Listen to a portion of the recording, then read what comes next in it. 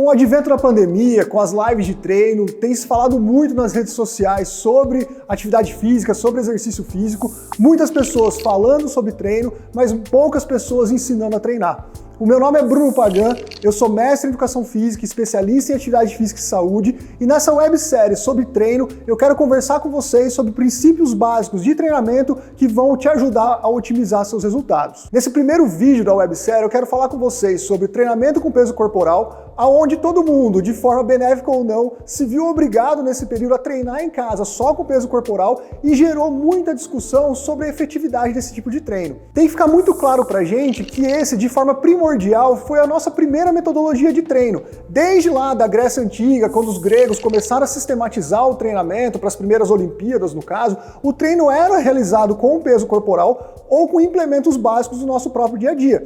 Então isso sempre foi, de forma fundamental, o nosso grande método de treino. Foi só recentemente, nos anos 70, 80, início dos anos 90, com o advento daqueles grandes nomes como Arnold, Sylvester Stallone, que a gente viu um boom das academias realmente. Então isso foi uma metodologia que foi implementada de forma muito recente. Até então a gente sempre treinou com peso corporal. Então, respondendo essa pergunta, o peso corporal realmente sim dá resultado, porém, desde que a gente respeite alguns princípios fundamentais, desde que a gente respeite o nosso nível de condicionamento, desde que ele seja sistematizado para os nossos resultados. Então a gente tem que ficar muito claro também o que é treinamento de força. Não é só musculação, não é só o crossfit, não é só o treinamento funcional com peso corporal, por exemplo. Força é tudo que faz com que o meu corpo tenha extensão e flexão muscular visando vencer uma sobrecarga. Seja ela de uma máquina, seja ela de um implemento, seja ela do meu peso corporal. Então eu tenho que sempre respeitar o meu corpo, eu tenho sempre que respeitar o meu nível de condicionamento e o ideal é que esse treino seja realizado por um profissional de educação física, que seja elaborado para os seus objetivos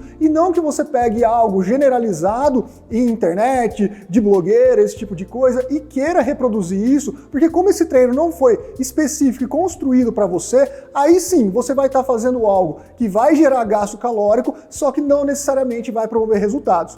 Pensando nisso, tem que ficar muito claro também uma dúvida muito comum, qual que é a diferença entre atividade física e exercício físico. Atividade física, como o nome já diz, é qualquer movimento, qualquer manifestação física que gere gasto calórico. Exercício físico é qualquer série, qualquer sistematização de treino que visa um resultado, visa uma melhoria específica. Então sempre quando a gente fala em treino, sempre quando a gente fala em resultado, a gente está falando em exercício e o ideal é que isso seja montado e trabalhado especificamente para os seus níveis de condicionamento, limitação e objetivos. E para que vocês treinem com efetividade, seja com peso corporal, seja na academia de modo geral, eu chamei a Dani aqui para me ajudar a mostrar para vocês 3 princípios fundamentais para vocês já aplicarem a partir da próxima sessão de treino de vocês.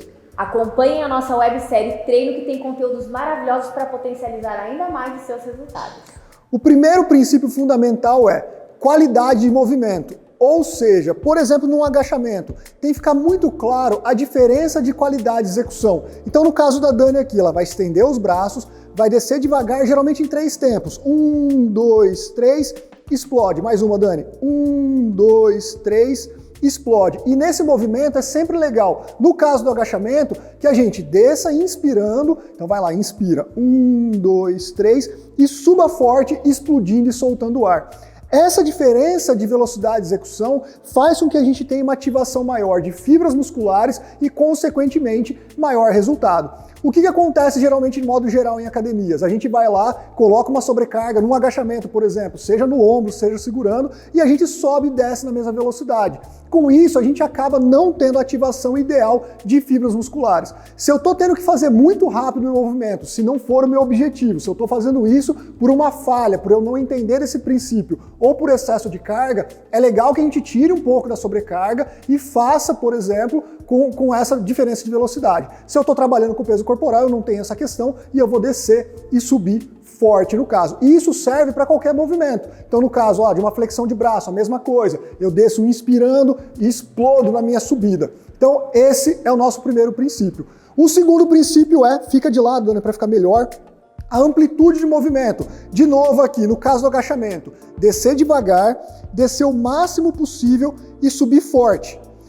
Qual que é o grande detalhe desse movimento? Sempre profissionais de educação física, quando vão ensinar a gente a fazer um agachamento, falam muito da questão da gente não passar o joelho da ponta do pé, desculpa, não descer tanto, não passar o nosso agachamento da linha do nosso joelho. Na verdade, não é isso. Se eu vou fazer um agachamento com amplitude, desce mais, Dani. É normal que eu passe um pouco o joelho da ponta do meu pé. O que eu não posso fazer é ter uma transferência da minha base de carga do meu calcanhar para a ponta do pé. Se a gente faz essa transferência aqui, força essa transferência, Dani, passa para a ponta do pé. Não tanto. Aí, só transfere um pouquinho. Já fica muito evidente, ó, que o peso dela está todo na ponta do pé. Com isso, eu vou ter uma sobrecarga maior do meu joelho também. Então, sempre a base de carga no calcanhar, no caso do agachamento. Então, a amplitude de movimento é fundamental. Por exemplo, também na flexão de braço, descer todo o movimento, tentar encostar meu peito lá no chão e subir forte. Então, esses são dois princípios fundamentais, pensando na qualidade de movimento e na amplitude de movimento. E outro princípio fundamental é o tempo de intervalo. Quando a gente fala em sobrecarga de exercício, a gente pensa sempre nisso, seja no nosso peso corporal, seja no peso que eu vou colocar, no equipamento que eu vou utilizar. Só que uma das progressões que a gente consegue ter de sobrecarga e, consequentemente, de intensidade no meu treino, sou eu reduzir meu tempo de intervalo. Uma coisa sou eu colocar um determinado tipo de exercício, um determinado tipo de carga e realizar um intervalo de 1 minuto e meio, 1 minuto. Outra coisa é fazer isso com 40 segundos, com 30 segundos, com 15 segundos.